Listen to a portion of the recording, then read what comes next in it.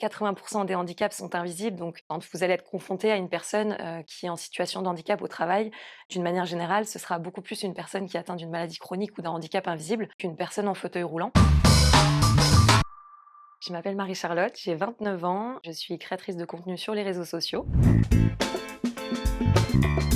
J'ai connu 25 ans d'errance de diagnostic pour, une de mes 3 maladies. J'ai une myopathie et 2 autres maladies qui sont un lupus et une endométriose.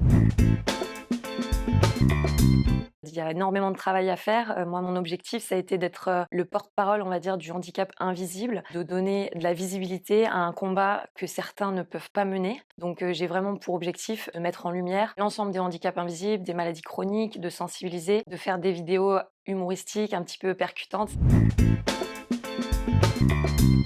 Je trouve, la plateforme bien conçue. On est dans un petit univers sonore qui est sympathique et qui inspire à recevoir, on va dire, de nouvelles informations et sensibiliser les gens. Déjà, j'apprécie l'ambiance sonore. Avec des petits oiseaux, je trouve que c'est très propice à l'apprentissage et à la sensibilisation et je vais échanger avec Céline. Dans un premier temps, elle décrit ses symptômes. Elle explique que c'est un mélange de douleurs physiques et morales, que chaque femme doit se sentir libre d'en parler ou non. Et je trouve que cet échange avec Céline est pertinent et ça permet de mieux connaître la maladie, l'endométriose. Cette application, elle va donner du sens pour apporter, une manière d'en parler peut-être plus facilement et d'ouvrir, la parole au sujet des maladies chroniques et du handicap invisible.